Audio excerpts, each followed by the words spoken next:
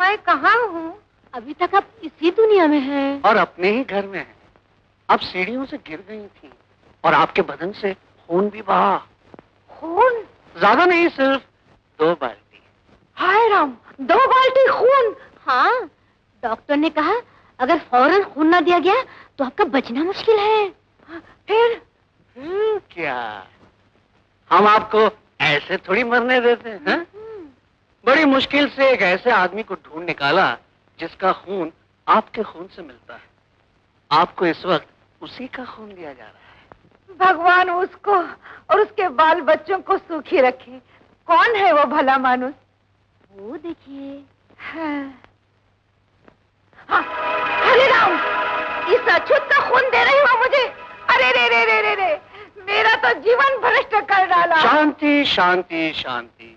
ठीक है, अगर आपको इसका खून नहीं चाहिए तो अभी डॉक्टर से क्या करिए, सुई निकलवा देते हैं। और सुई के निकलते ही आपकी जान भी निकल जाएगी। हरे राम। और आप हरे राम से बोलो राम हो जाएंगे। कहिए, निकलवा दे सुई? अरे नहीं नहीं, रहने दो रहने दो। नर्स, सुई निकालो। अरे डॉक्टर, ये क्या कर रही है? अरे घबराइए नहीं, जितना खून चाहिए था दे चुके हैं। अच्छा, फिर ठीक है। शंकरलाल जी। हाँ, मैं आता हूँ। हरे राम हरे राम हरे राम हरे राम हरे राम हरे राम हरे राम हरे राम हरे राम। राजेश बेटा, ये सब क्या हो गया? मॉम, क्यों आंटी, क्या हुआ? ये अछूत है। अछूत नहीं तो मुश्किल हो जाएगी। हरे राम मैं अछूत हूँ? जी हाँ। राजेश बेटे, काम करना, अपने बंगले के पिछवाड़े जहाँ रामू का झोपड़ा है ना, वहाँ इनके लिए भी एक झोपड़ा डलवा देना। क्या? हाँ, अभी इस उम्र में ये बेचारी कहाँ जाएंगे? ठीक है अंकल, जैसे आप कहें। मैं बेटा, ये कुएं के पास ना आने पाए। क्यों चाची? अरे अछूत का साया पड़ने से कुएं का पानी भ्रष्ट हो जाता है। हरे राम, तुम लोग सब क्या बक रहे हो? मैं अछूत कब से हो गई? जब से आपके शरीर में इस अछूत माली का खून गया है। खून से क्या होता है? खून तो सबका एक जैसा है। क्या कहा आपने? तू तो मेरी बहू है, तू ही इन्हें समझा। हम सबका खून एक जैसा है, खून का रंग एक जैसा है।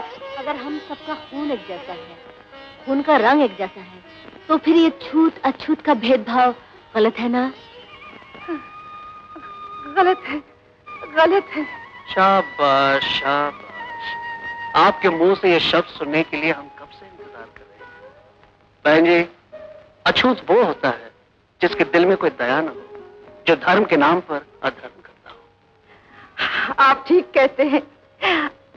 आज आपने मेरी आंखें खोल दी भाई साहब। मुझे क्षमा कर दीजिए मुझे।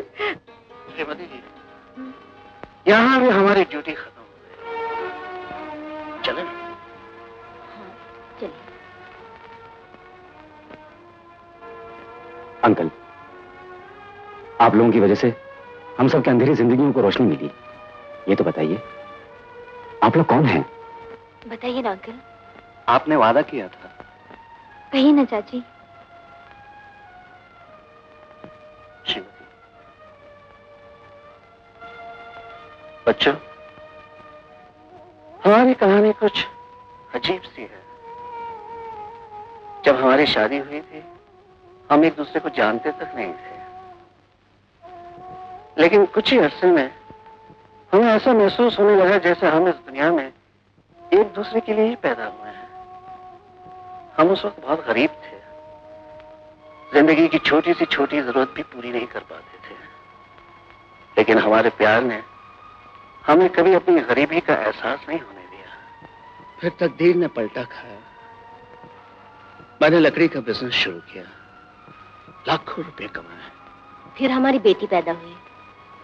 हमारी जिंदगी में वो खुशी की एक किरण बनकर आई। हमने उसका नाम भी किरण रख दिया।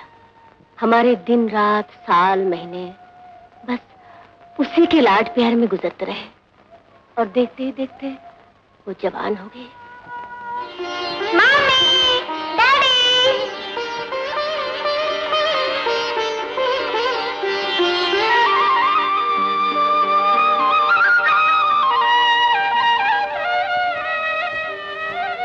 हम सोच रहे थे कि अब किरण के हाथ पीले कर देने चाहिए, सपने में उसने हमें बताया कि वो एक लड़के से प्यार करती है।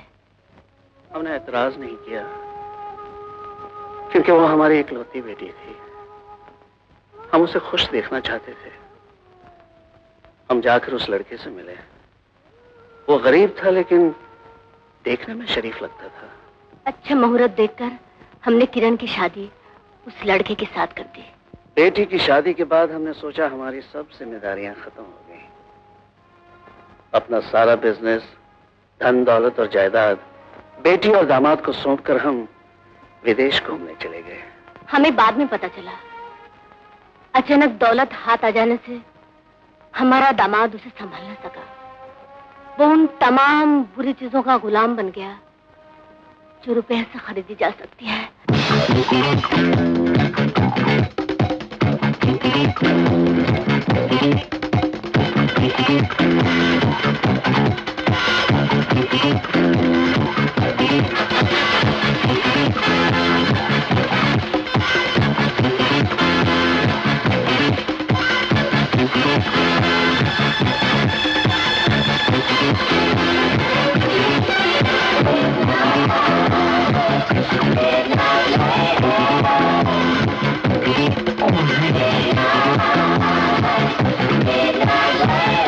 हमारी बेटी बड़ी खुददार लड़की थी।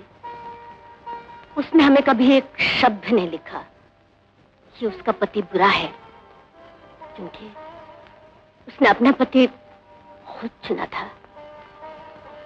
वो मासूम अपने दुख की आग में अकेले ही जलते रहे। और उसका याश पति दिन रात शराब पीता था, जुआ खेलता था। जब जब उसे रुपयों की जरूरत पड़ती वो हमारी बेटी को गालियां देता था, उसको पीटता था।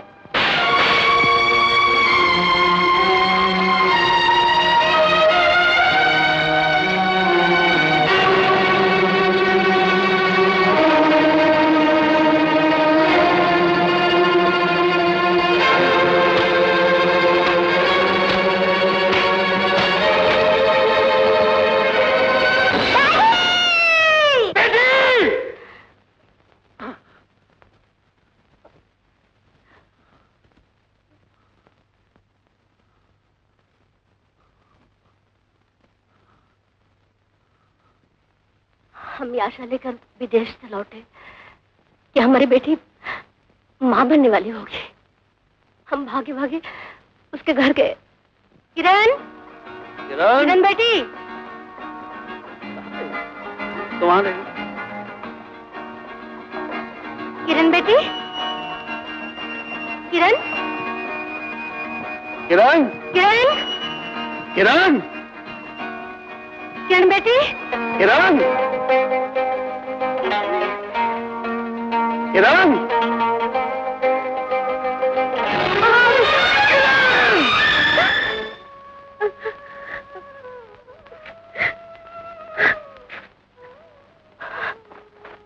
हमारी किरण हमें गम के अंधेरे में छोड़कर हमेशा हमेशा के लिए चली गई।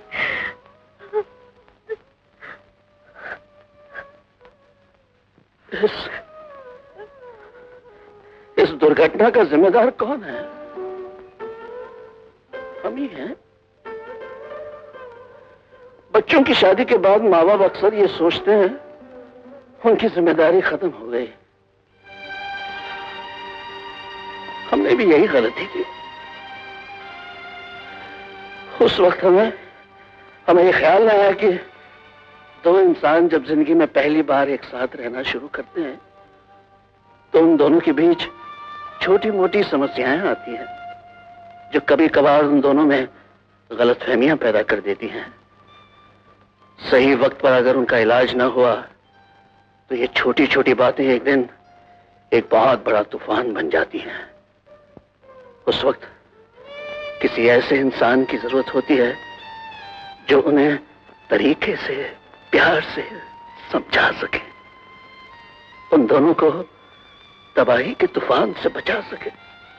ये सब कुछ हम अपने संतान के लिए तो न कर सके, मगर अब दूसरों के लिए करके हमें कुछ शांति मिल जाती है, इसलिए हम शहर शहर घूमते हैं। बस यही हमारी कहानी है। अच्छा बच्चों, हम चलते हैं। नहीं आंटी, आप लोग नहीं जा सकते। हम आपको नहीं जाने देंगे। हाँ शंकर चाचा, हम सब आपके बच्चे हैं, हमें आपकी जरूरत है। आप हमारे साथ रहिए ना।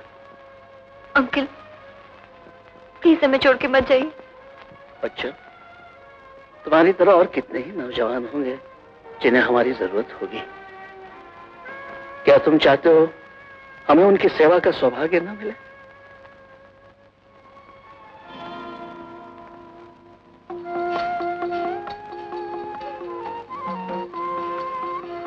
चले श्रीमती।